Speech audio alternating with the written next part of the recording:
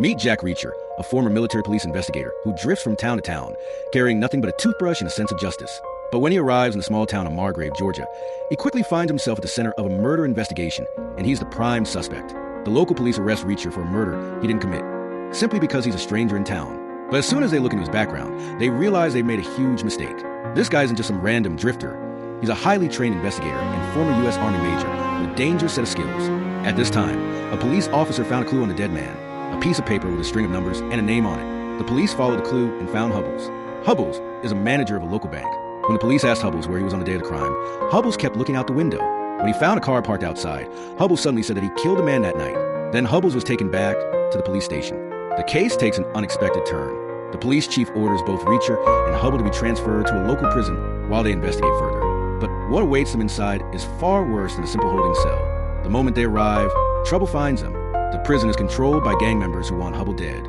But they've made one fatal mistake. They underestimated Reacher. With lethal precision, Reacher takes them down one by one.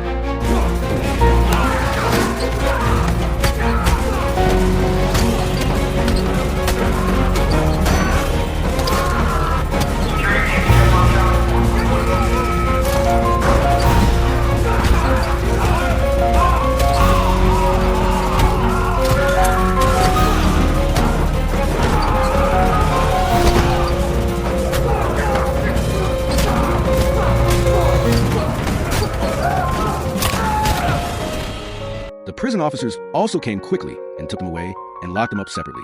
Meanwhile, Officer Roscoe found out that Reacher had been serving in the army. The next day, with no evidence against him, the police are forced to release them. Reacher went to get a shave at a hair salon.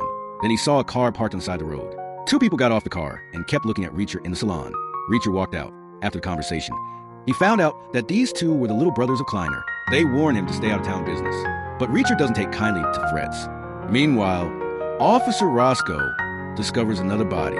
The victim was shot using the same caliber gun as the first murder. The town is hiding a deadly secret. Seeing Reacher's skills, Roscoe and Detective Finley ask for his help.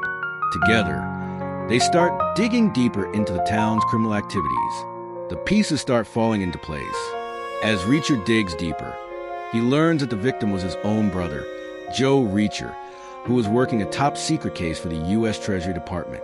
Then Reacher and the inspector came to the victim's body. Now it's personal. Reacher won't stop until he finds out who did this, and nothing will stand in his way.